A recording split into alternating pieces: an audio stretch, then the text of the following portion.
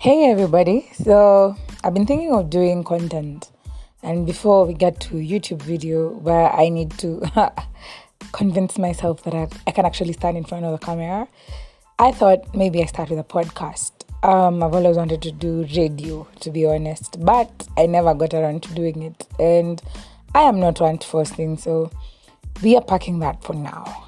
Anyway, on the podcast today, I would like to talk about okay, I'll just tell a story. I think you all are used to me telling stories, so let me just tell a story.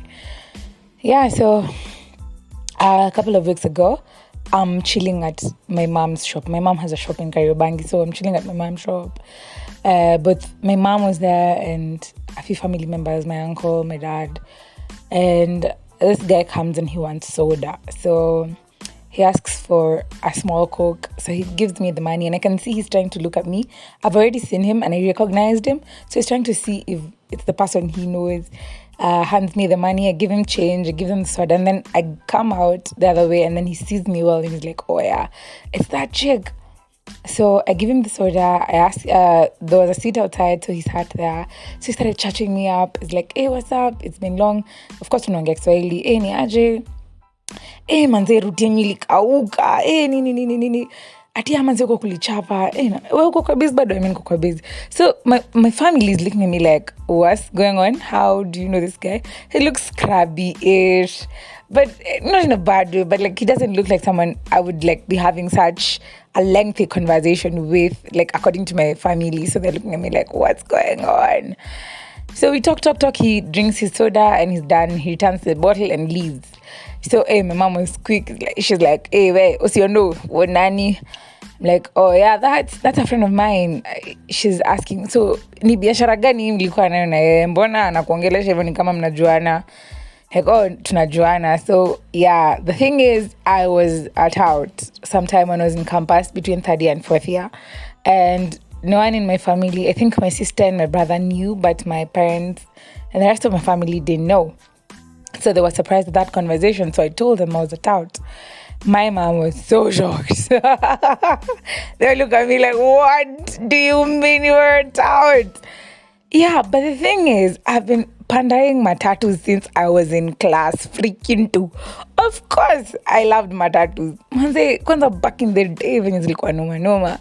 So growing up around the matatu culture, most of the kanges and there is around my hood knew me, and since like the school I was in Isili and I lived in Kariobangi, so taking the transit daily, most of them knew me, so they became my friends. And when I went to KU, I met one of the guys who was a donda at my hood, had become a dere in the KU route.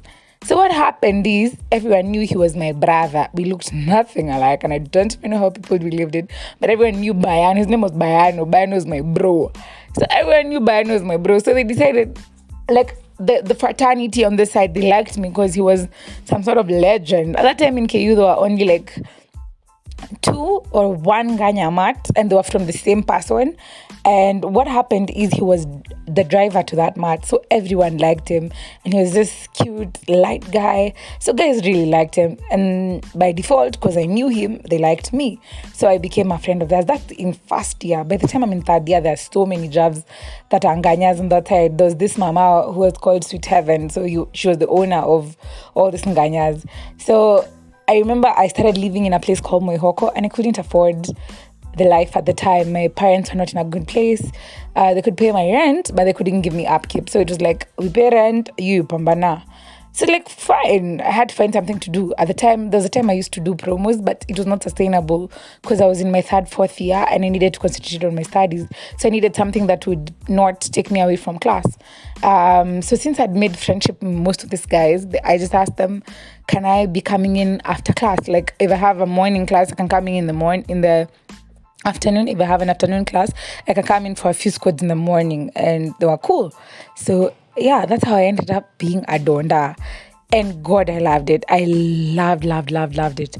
There was such adrenaline all the time. And then, okay, this is a chick thing, but like I I kind of liked how dudes would look at me like, yes, sis. Sometimes, umepiga look nini, and then unaingia kwa matri, anaingia na kuchikiwa, chikushwari na kafiti. Kidogo, pesa bora ve. And then, my voice. So, like, I used to be so funny. And sometimes when my classmates would come and, panda job, then, you'd not seen me. And then I show up and then nakuitisha do. Wananiangalia like, cheki, wambo uko serious. Used to be so cool. I also loved hanging on the door. Which is so weird, but I extremely loved hanging on the door. It gave me such a rush. I remember sometime. So the guys who, the mathri I used to go with, shout out to my daddy at the time, my donda, this guy, alikoitwa Ndoch Kabuda, nikamwita Kabuda. Ndoch was kaboom light. He was such a good friend of mine. Still is actually. And Baze. So like this guys were my friends. So I remember this time on a Sunday, usually most mathris don't come on Sunday, but like it was our day to make money without the owner of the car asking for money. So this time they come pick me up at home at my mom's. So like they just call me and tell me, hey, tuko hapa kwa stage to come. So I'd come and then I was in a dera. So funny.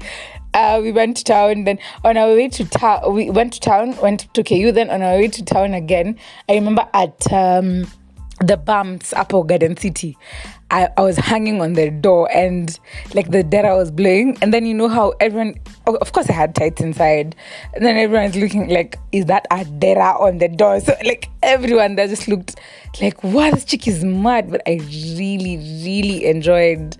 There's such adrenaline in the mad. So the reason also I'm talking about this today is because I saw one of the chicks. So by the time I was leaving that scene in 2016, so many chicks had come on board, and I remember one of them, she was so friendly to me, but I just saw her. She passed on yesterday I think. It made me so sad. Actually, it reminded me of a time that I was almost run over. Nilienda kudandia mlango, and then there were so many people at the door. I missed it, and I went under the jav, but there's a guy there who held me up, and the dere, watu wakashout, Mose kanyagia, ni wambo. And then like the car stopped and I was yanked out. But I remember I was so scared for my life. I almost quit, but I didn't. But like that's what happened to the chick. She fell and the car ran her over, which is very sad. But it just reminded me of that grind, and that made me feel good. Yeah, so you didn't learn anything, but yeah, I beat you stories and maybe you're bored. So yeah, you're welcome.